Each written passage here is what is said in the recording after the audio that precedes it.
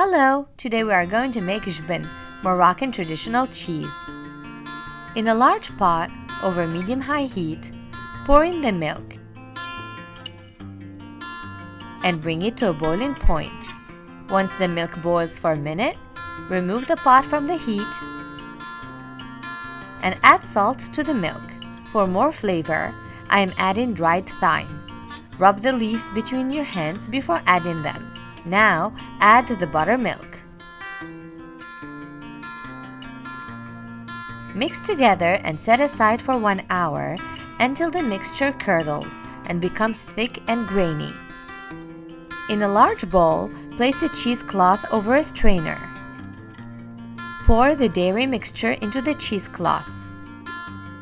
Cover and let it drain overnight until the liquid separates from the cheese.